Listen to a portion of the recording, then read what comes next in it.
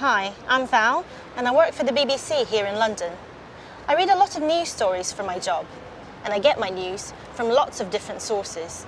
Today, I'm going to be asking people about the media and about truth. How do you find out what's happening in the world? I find out about what's happening by reading the news on the internet.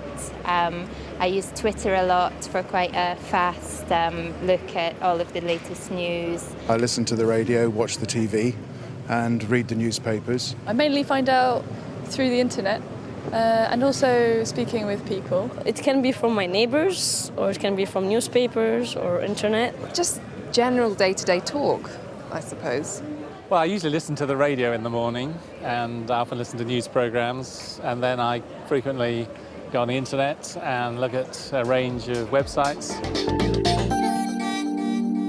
Do you always believe what you see or read in the news? No, not always. I think the news in Britain's quite good for giving you as much honesty as they have, but I don't always believe that their sources are being honest.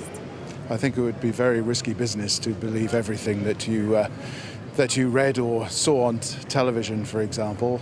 No, I think you have to distinguish between what's fact and what's opinion. Absolutely not. I come from Africa, so I don't, because depending on what the news is, sometimes it can be a little bit biased, sometimes it can be tinged with self-interest. So no, I don't believe what I read. I work as a doctor and I know that quite a lot of the health stories, which are very big in the media and often get headline-grabbing attention, turn out to be actually not, they're often quite misleading. So I suppose I'm a fairly critical consumer. When is it okay to tell a lie?